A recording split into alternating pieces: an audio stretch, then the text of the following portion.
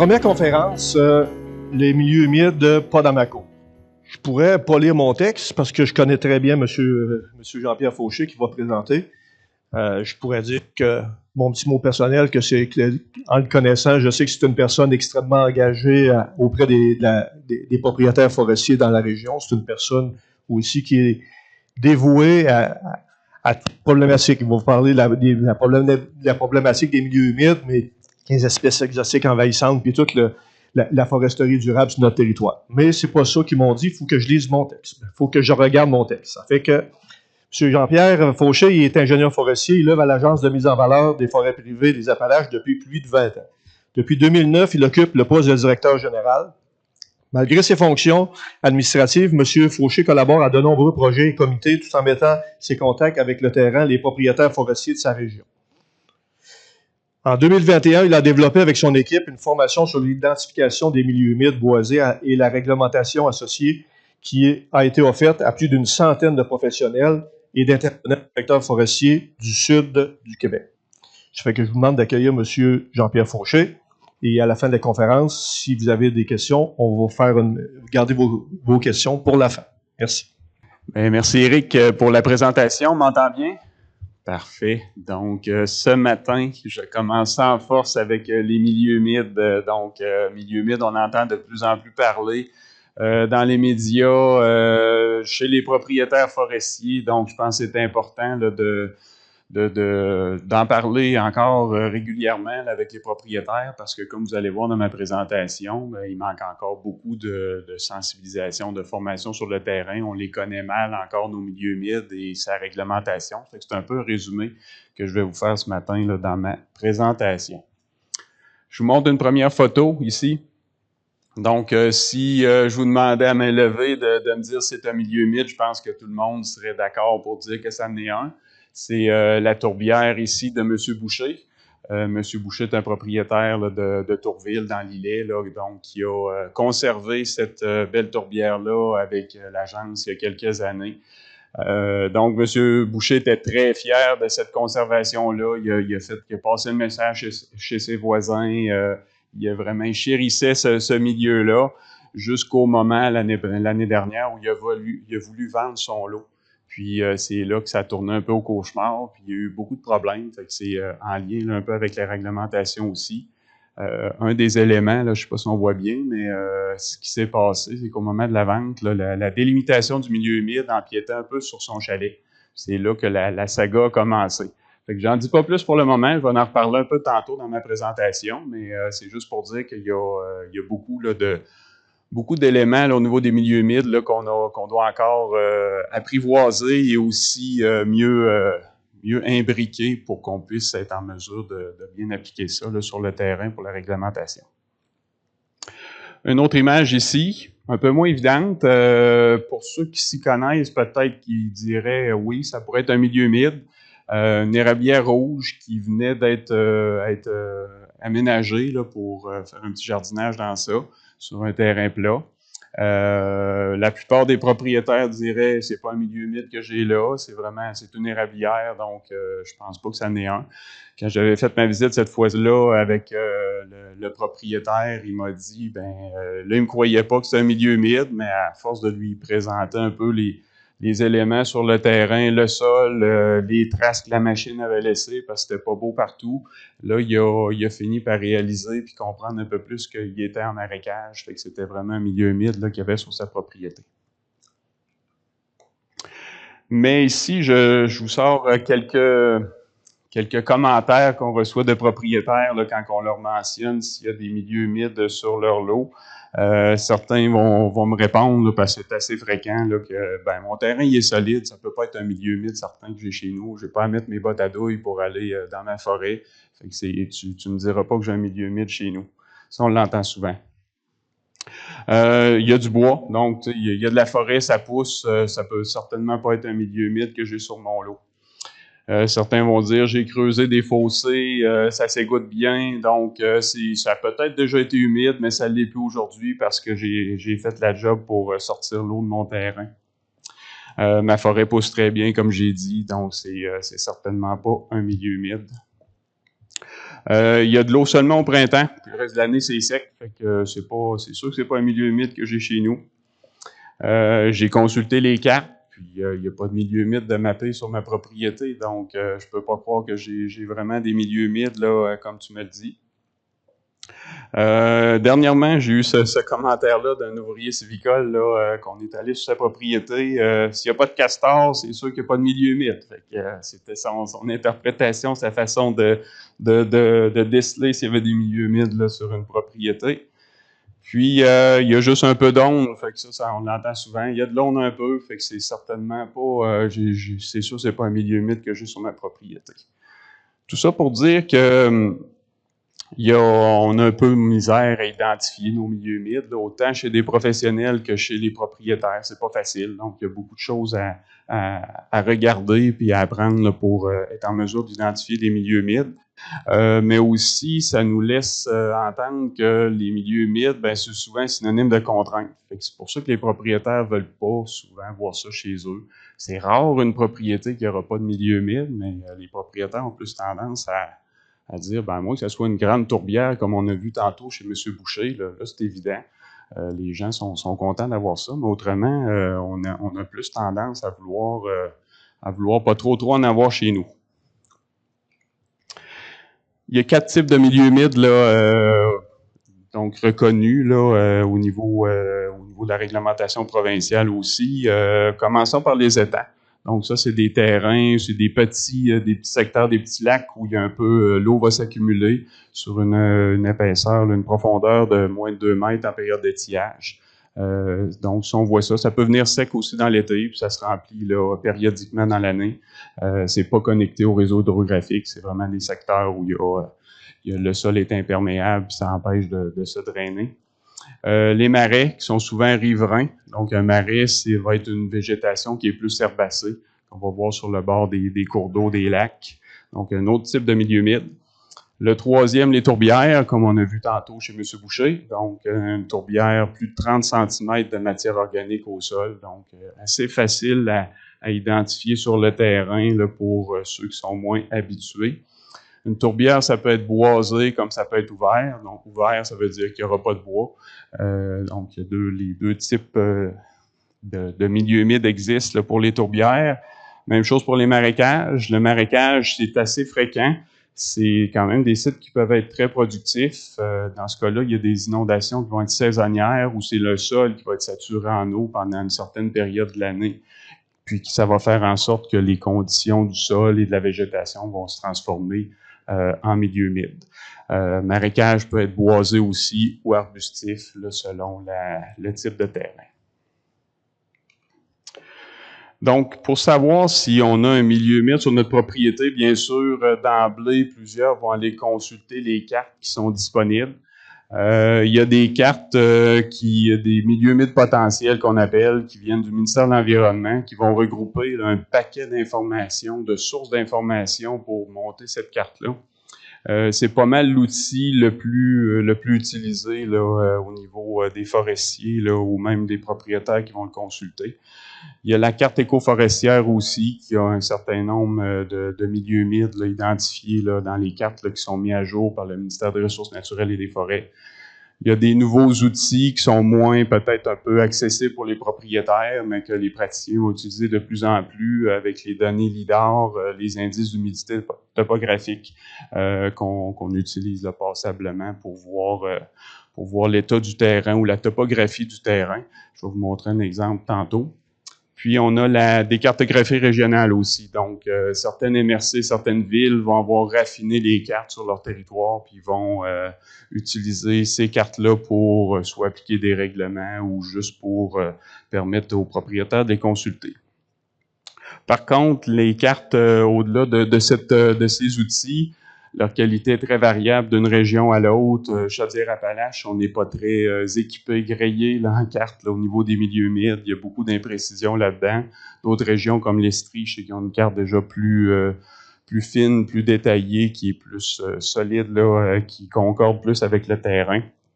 Mais il faut faire bien attention avec les cartes parce que c'est pas la carte là, qui fait foi de tout, c'est vraiment le terrain qui détermine si on est en milieu humide ou non. Fait que ça, il faut vraiment se souvenir de ça. Un petit exemple ici que je présente souvent d'erreurs cartographiques sur notre territoire, là, à 5000 de l'Élie. Propriétaire qui m'avait appelé il y a quelques années, il avait consulté les cartes, il dit « Je viens de m'acheter un lot puis près du Coupe-Feu à 5000, puis il y a j'ai pas juste du milieu humide sur ma propriété, fait que je rentre son numéro de lot, je regarde ça, j'ai dit « Ouais, il y a quelque chose qui marche pas. Milieu humide, ça peut pas être découpé là, comme on voit là avec les lignes de l'eau. C'est impossible. » Pourquoi que c'était comme ça? C'est que les requêtes qu'ils prennent pour identifier les milieux humides, c'est souvent ils vont regarder les espèces arborées qui poussent là, dans la forêt. Dans ce cas-là, il y avait une partie qui avait été reboisée là, jadis, puis il n'avait pas identifié le type d'épinette qui était là. Fait que c'était de l'épinette indéterminée, résineux indéterminé qui était sur les cartes. En fait, c'était de l'épinette noire. C'est pour ça que juste son peuplement avait été déclassé. Il était un peu déçu quand je lui ai dit que finalement, il était tout en milieu humide parce que lui voulait un peu remettre de la diversité dans sa forêt. Fait qu'il pensait qu'il y avait du potentiel pour planter toutes sortes de feuillus là, qui sont adaptés au terrain, au milieu terrestre. Mais il a fallu que je lui explique un peu plus qu'est-ce qui se passait sur son lot, puis lui dire que la carte n'était pas correcte pour sa propriété. D'autres exemples ici, une autre propriété où j'ai eu des demandes de permis de coupe là, pour il y a quelques années là, pour ce lot-là. Il y avait à peu près pas de milieu humide là, sur la carte ici. Là. Oups, il y avait juste une petite affaire de milieu humide là, qui était cartographiée sur le lot. J'ai mis la carte d'indice d'humidité topographique dans mon système géomatique pour voir un peu l'état du terrain. Fait que là, je me suis douté qu'il y avait passablement de milieu humide sur le lot. On l'a visité la propriété pour aller sonder le terrain. Puis on a quand même identifié sur un lot de 40 hectares, 21 hectares de milieu humide. Alors que sur la carte, il n'y en avait presque pas. Plus que la moitié du lot était finalement un milieu humide. Donc encore là, même le forestier n'avait pas vu ça, puis il était assez étonné de notre analyse. Mais en définitive, il n'y a à peu près pas eu d'impact au niveau des travaux. Il a pu faire sa coupe là, comme c'était prévu, puis c'est ce que je vais vous présenter aussi un peu plus loin. Est-ce qu'on doit faire corriger la carte? Ça aussi, les propriétaires nous le demandent souvent. Souvent, c'est pas nécessaire de faire corriger la carte. Surtout au niveau des travaux d'aménagement forestier, je vous dirais que oui, on peut l'en bonifier, on peut l'en remettre dans le plan d'aménagement si le propriétaire veut, puis aussi le forestier veut pas, va en identifier sur le terrain. Mais dans certaines situations, c'est nécessaire de faire corriger la carte. Donc, dans le cas de M. Boucher que je vous présentais tantôt, qui est arrivé, lui, à l'automne dernier, il y a presque un an, quand il a voulu vendre sa propriété, puis que là, on s'est rendu compte que le milieu humide empiétait sur son chalet.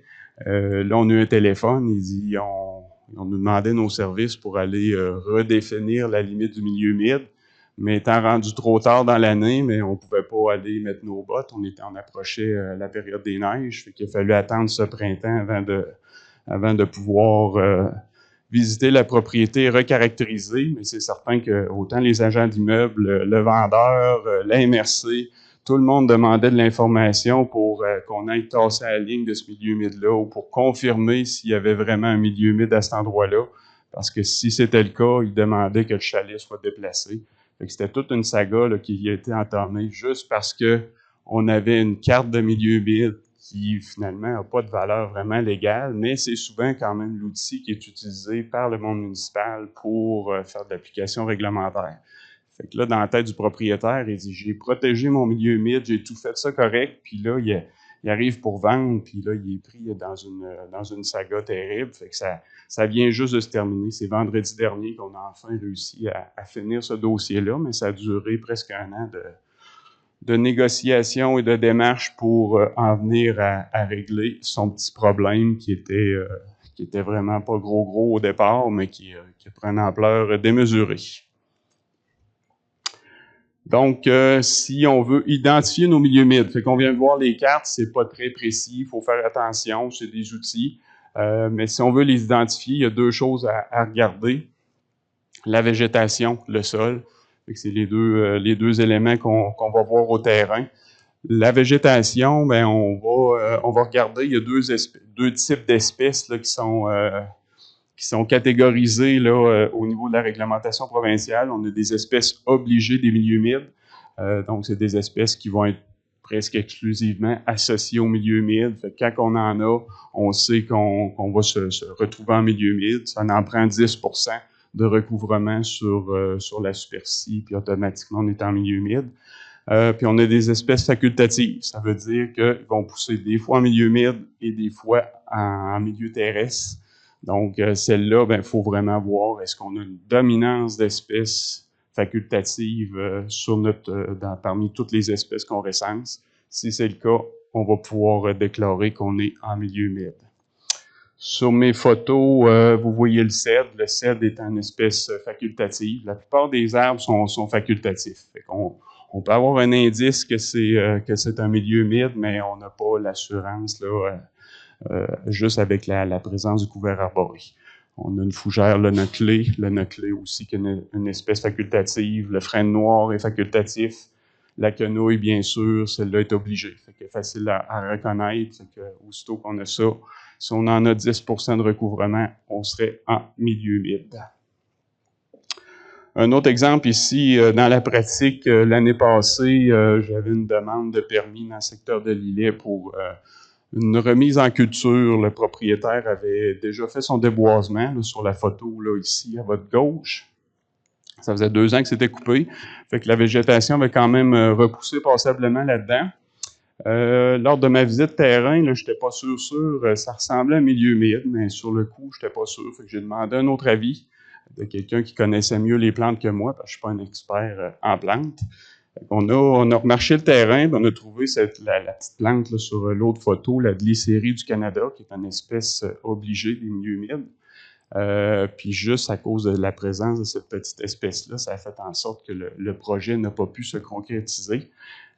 Où je veux en venir, c'est que si le propriétaire n'avait pas coupé sa forêt avant de faire sa demande, probablement que cette espèce-là, on ne l'aurait pas vue. Parce qu'on est allé d'un petit morceau à côté qui n'était pas bûché. On était clairement en milieu terrestre, mais vu qu'il avait fait sa coupe, il y a une remontée de la nappe phréatique, ça a réagi déjà, puis il s'est un peu créé un milieu humide malgré lui sur sa propriété. Fait qu'on c'est sûr qu'on est dans des terrains qui sont assez limites au niveau du terrestre et l'humide, mais tout ça pour vous dire que la végétation est très réactive, puis c'est à ce moment-là qu'on peut voir des espèces s'installer, puis déclarer qu'on est en milieu humide. Parce qu'en dessous de nos pieds, dans ce terrain-là, dans le sol, on n'avait pas vraiment de traces de milieu humide. On n'était pas en mesure de trancher. Ça a été vraiment la végétation, ce petit foin-là qui a fait en sorte qu'on a dû déclarer que c'était un milieu humide. Le sol maintenant. Donc, on a vu que la végétation est très active. C'est sûr que le sol, lui, vous comprendrez que ça varie moins, ça bouge moins rapidement, même si on fait du drainage. On a nos sols organiques, faciles à identifier, notre matière, notre terre noire ou de la matière en décomposition là, au niveau du sol sur 30 cm. C'est un sol organique qu'on identifie comme étant une tourbière. Et on a notre sol minéral qu'on connaît généralement, composé d'argile, de limon et de sable. Et on a les sols qu'on appelle hydromorphes. Un sol hydromorphe, c'est un sol de milieu humide, fait que c'est le mot savant pour les identifier. On en a 2 exemples ici en bas. On va regarder la couleur du sol avec la saturation en eau régulièrement. Le sol va devenir plus grisâtre, une teinte bleutée. Présence de mouchetures aussi, c'est comme des taches de rouille qui démontrent que la nappe phréatique va monter et descendre dans le niveau du sol, puis va créer là, des taches là, de rouille d'oxydation dans le sol. Fait que ça, c'est nos indices là, pour identifier nos milieux humides. C'est autant le sol ou la végétation, le « ou » est souligné, là, qui va nous permettre d'identifier si on est en milieu humide. Donc, si on a juste la végétation qui nous dit c'est milieu humide, on est en milieu humide. Si c'est le sol qui nous dit c'est milieu humide, on est en milieu humide aussi. Si c'est les deux, bien sûr, on a une double confirmation, mais ça prend pas les deux, tout le temps les 2 critères pour identifier un milieu humide, c'est un ou l'autre. Ça fait en sorte qu'on est en milieu humide. Parce que aussi, les propriétaires le comprennent pas. On marche avec eux leur terrain, ils se rendent compte, ben moi, je vois rien qui ressemble à un milieu humide, puis il sort une carotte du sol, il dit, ben il y a ça, il y a ça, il y a ça. Là, il se rend compte qu'il est moins content. Donc, on identifie un milieu humide, sa propriété, alors que c'est pas si évident que ça, juste en regardant là, ce qui pousse sur le terrain. Fait que ça, c'est la façon d'identifier.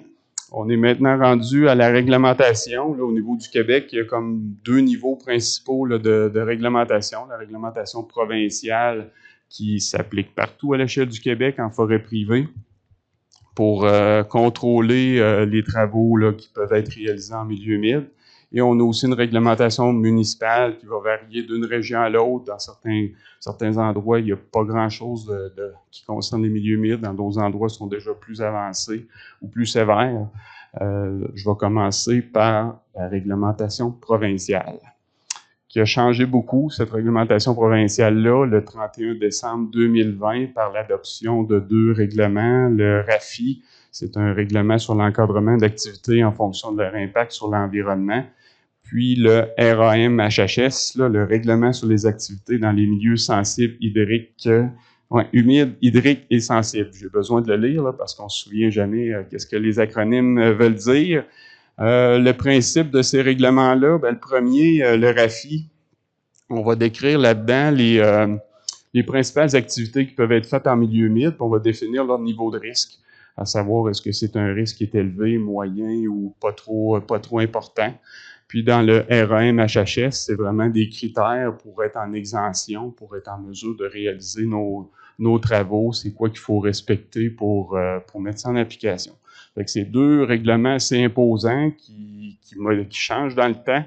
Malheureusement, ils ont tendance à bouger passablement là, dans les dernières années. Fait qu'il faut se tenir bien informé. Fait que c'est votre professionnel là, qui va être en mesure de vous aider pour vous y retrouver dans tous ces règlements-là. Et le principe du RAFI ou de la loi actuellement, c'est vraiment de tenter d'éviter les travaux en milieu humide, les minimiser, où il y a une formule de compensation aussi quand on n'est pas en mesure de passer à côté. Donc, il faut rembourser pour la destruction des milieux humides. Vous avez sûrement entendu parler de ça dans les médias.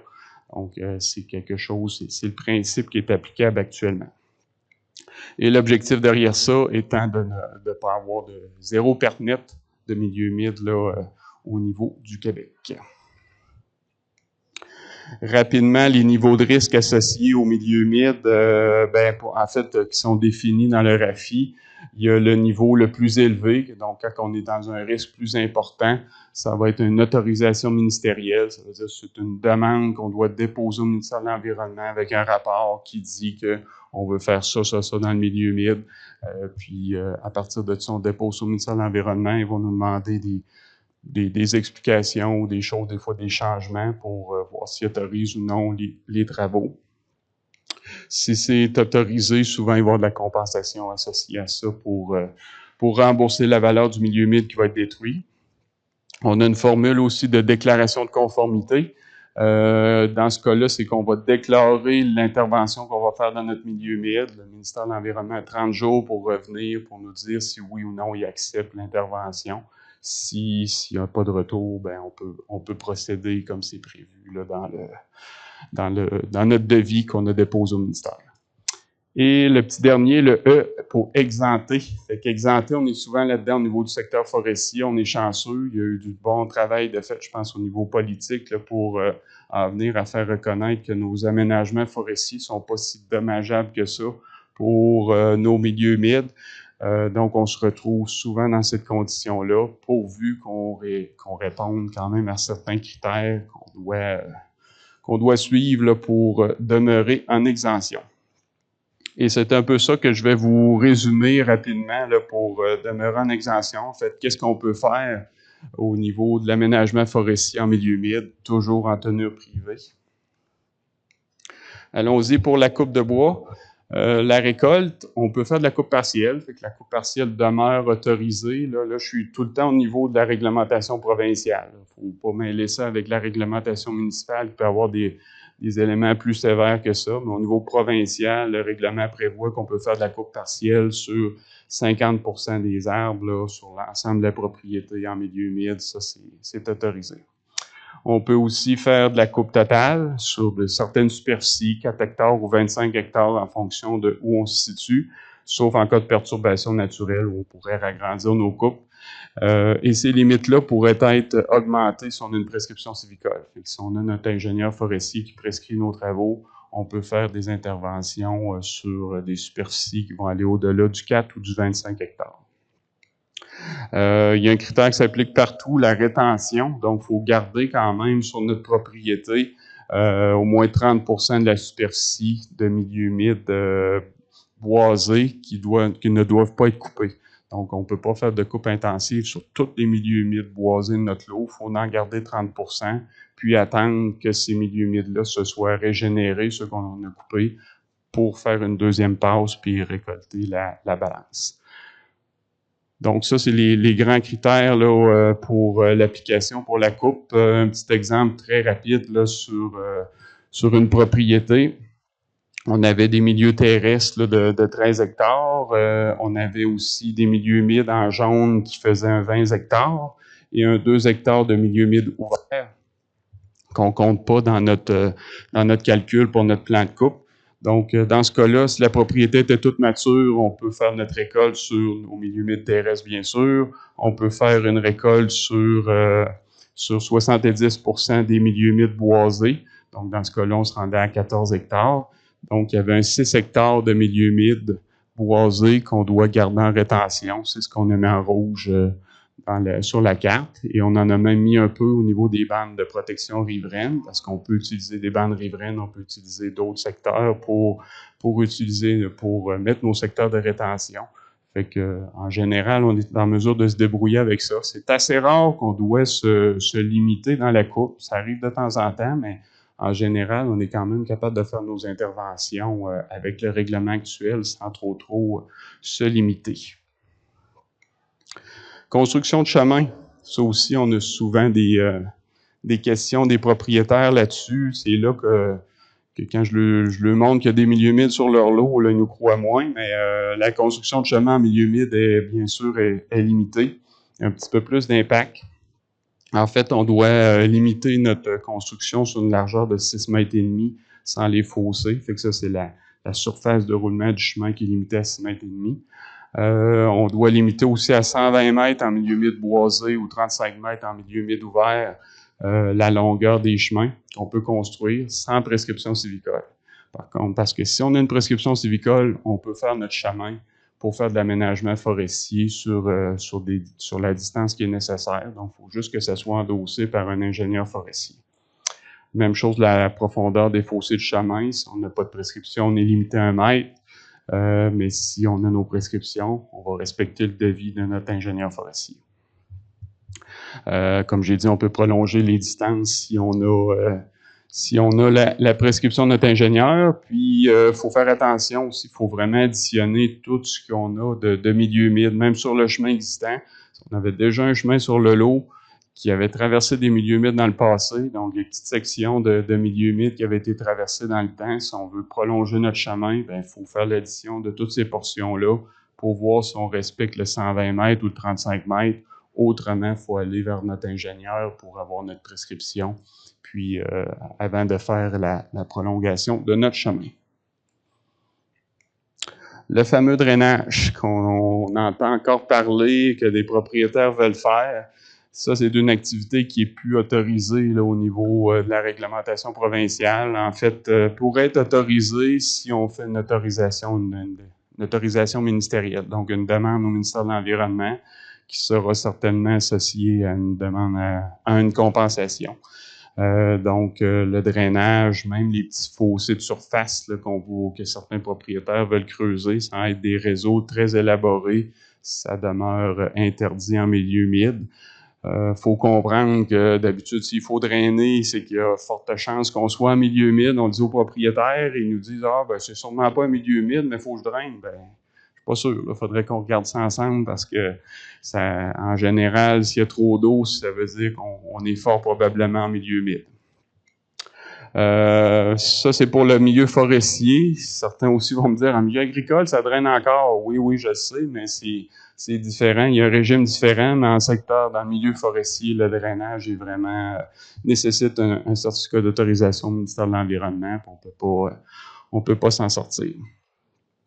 Par contre, si vous aviez fait des fossés avant le 31 décembre 2020, vous pouvez les entretenir. Fait que ça, c'est encore possible de faire. C'est prévu dans l'encadrement légal actuel. On peut les entretenir pourvu qu'il n'y a pas d'empiètement, c'est-à-dire qu'on va rester dans le réseau qu'on avait fait à l'époque.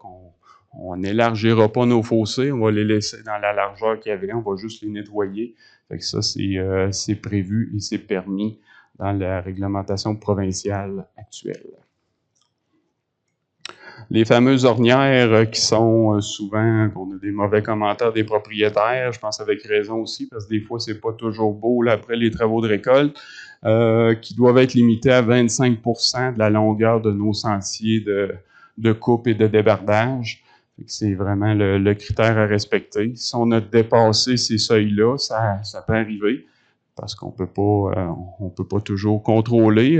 Il y a possibilité de les corriger. Fait qu'on peut, là, suite aux travaux, faire amener une pelle pour flatter le terrain, puis aller corriger nos ornières, nos rayages de machine pour remettre le terrain plus en état. Fait que ça fait le tour un peu, un bref résumé de la réglementation provinciale, mais je vous dirais que dans ça, vous avez le gros là, des principaux critères là, qu'on doit appliquer au quotidien là, au niveau de l'aménagement forestier en milieu humide. Il y a un beau résumé qui avait été produit par la Fédération des producteurs forestiers du Québec là, il y a quelques années. J'en ai des copies en arrière ici, si vous voulez, qui va vraiment vous lister là, les principales dispositions à respecter en milieu humide, mais n'hésitez pas, je pense qu'à retenir, il faut aller vers votre conseiller forestier pour avoir des bons conseils et savoir si vous êtes en milieu humide ou non. Ça devient de plus en plus important là, pour la réglementation sur les milieux humides. La réglementation provinciale de son bord, pas provinciale, municipale, très variable d'une région à l'autre. Donc, actuellement, vous savez que les MRC ont dû produire des plans sur les plans régionaux sur les milieux humides et hydriques, des PRMHH, qui ont été élaborés. La plupart, je pense, ont été adoptés par le ministère de l'Environnement. Là, on est rendu à une étape où il va y avoir possiblement de la réglementation, parce que c'est une autre commande dans la révision actuellement des schémas d'aménagement des MRC, de légiférer au niveau des milieux humides, donc assurer une protection sur les milieux humides d'intérêt qui ont été identifiés dans les PRMHH. Donc ça s'en vient, c'est déjà commencé dans certaines MRC. Il faut vraiment s'informer là, au niveau de vos instances municipales là, pour savoir si vos milieux humides sont maintenant protégés, qu'est-ce qu'on peut faire et ne pas faire dans ces milieux-là.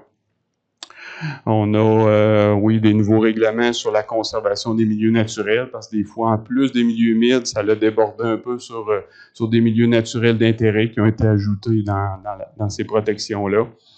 Les règlements forestiers aussi des MRC, certaines vont avoir des dispositions sur des bandes de protection à garder autour des milieux humides. On voit ça dans certains secteurs. C'est pas dans la réglementation provinciale, c'est vraiment le municipal là, qui demande certaines mesures additionnelles. Et on a des règlements sur les cours d'eau aussi, l'écoulement des eaux, qui des fois aussi vont toucher par des dispositions pour protéger les milieux humides. C'est sûr que je ne peux pas vous décrire tous les règlements là, de municipaux qui s'appliquent là, ici dans la région là, pour les milieux humides. C'est très variable, il faut vraiment s'informer puis aller du côté de votre conseiller forestier pour en savoir davantage. Pour en revenir au titre de ma présentation, milieu humide pas dans ma cour, pourquoi j'ai mis ce titre-là, c'est que vous avez vu que Ben, souvent, moi, les propriétaires trouvent un peu les milieux humides ont une mauvaise réputation. Ils veulent pas trop en avoir chez eux. Ils trouvent ça, oui, il y a des milieux humides ouverts, c'est beau, c'est des beaux milieux, c'est riche, la diversité, c'est différent.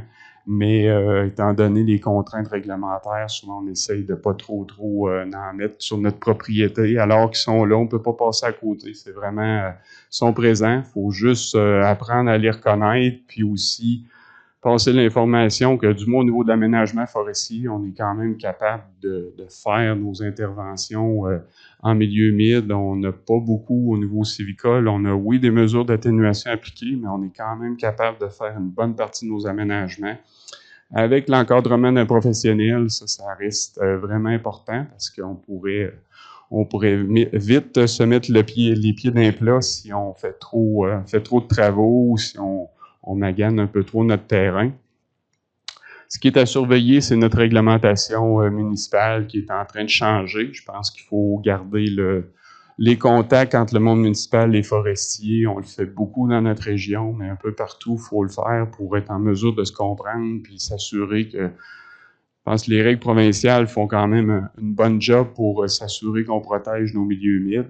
Mais c'est pas nécessaire dans bien des situations d'en ajouter davantage. Il y a peut-être des petites choses à ajuster, mais autrement, là, faut être en mesure de se comprendre, de se parler pour demeurer là, au niveau de l'aménagement forestier comme étant des activités admissibles là, pour préserver les milieux humides tout en permettant de retirer les bénéfices du secteur forestier. Voilà pour ma présentation. J'espère que j'ai été clair sur les milieux humides. Je vais être prêt pour des questions. Si vous avez des questions, je vous invite à vous approcher ici pour qu'on puisse les entendre et les enregistrer. Bonjour.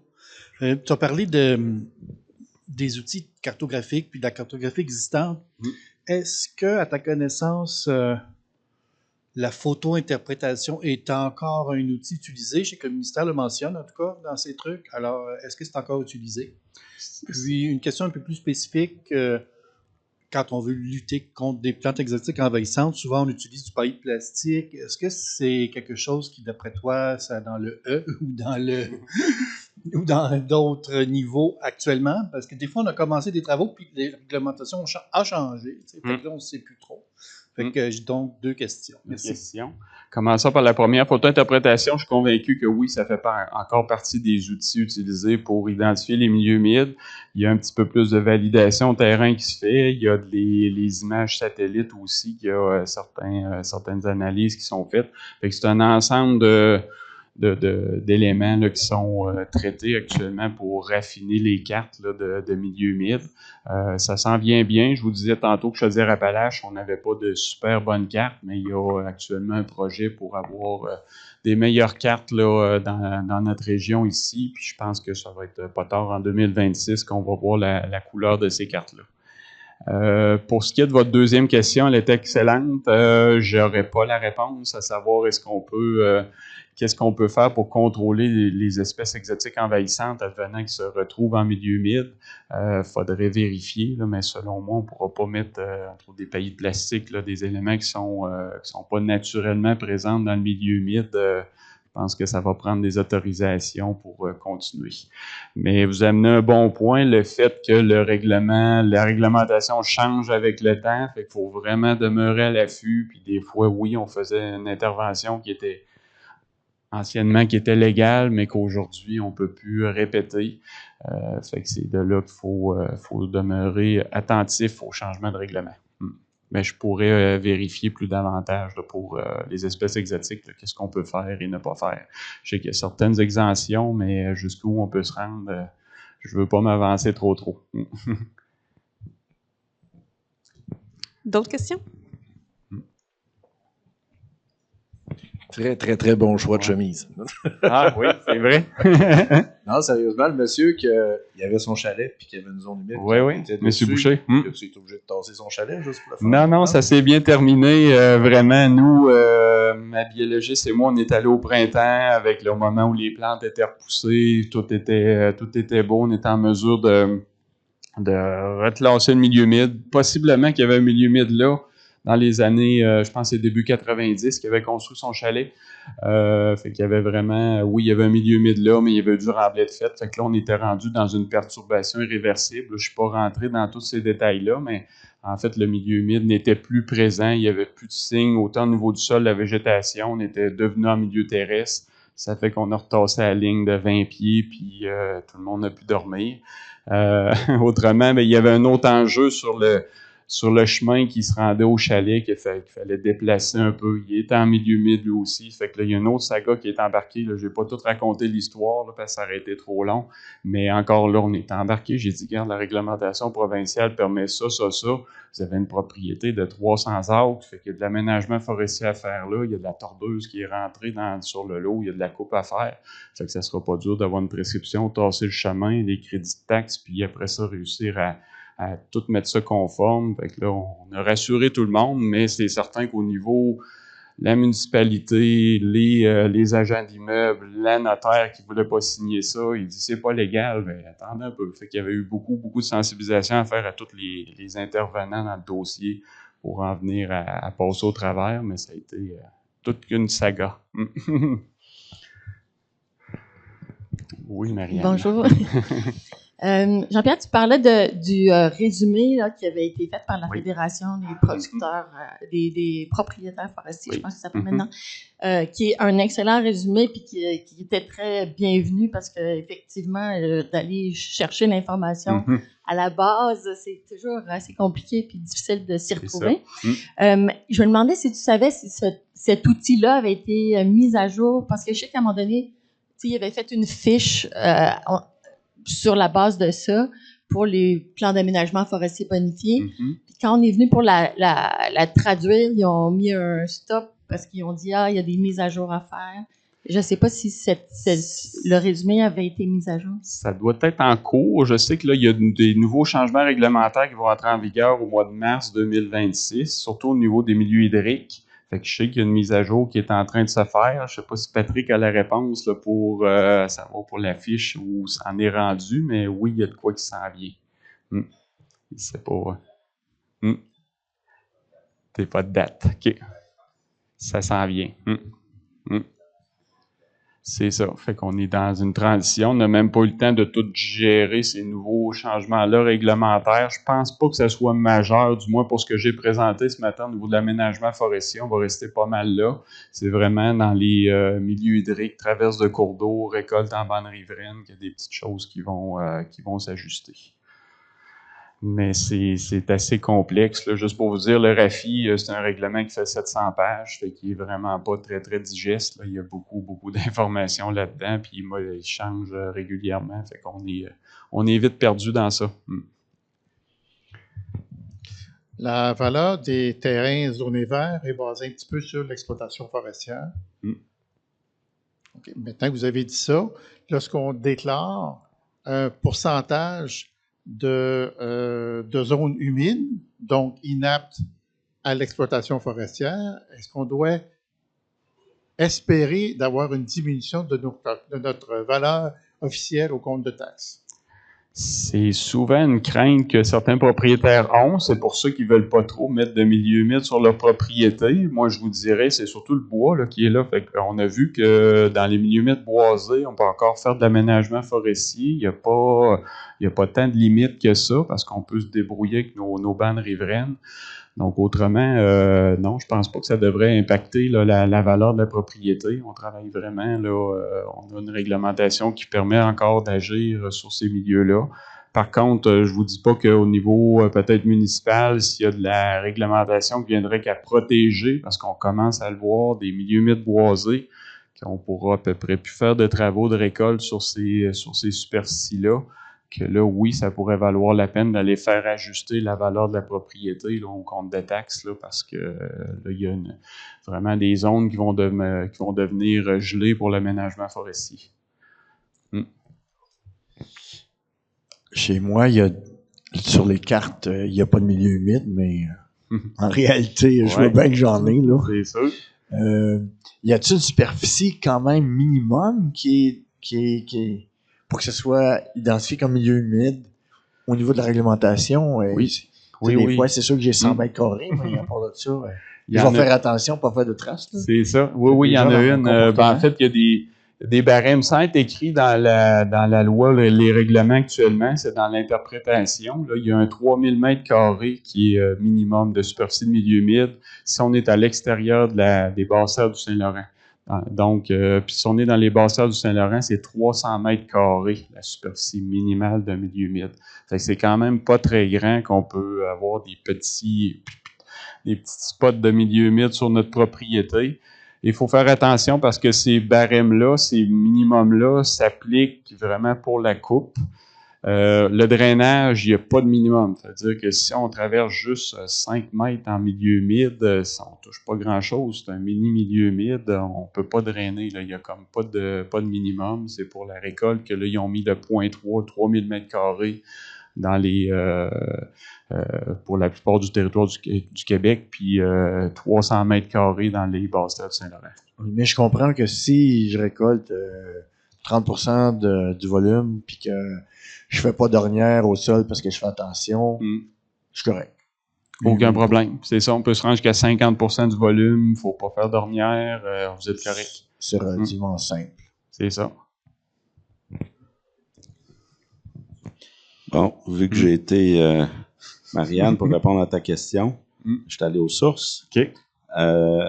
Premièrement, le nouveau règlement va être en vigueur à partir de 31 mars 2026. C'est ça. Et deuxièmement, on est en attente de la validation du ministère de l'Environnement de notre nouvelle fiche avant de la publier. Ils sont dans le rush. Ça va aller pas avant janvier, qu'ils nous ont dit. OK. Merci pour l'information.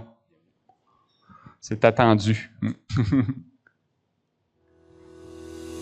Merci beaucoup. Merci.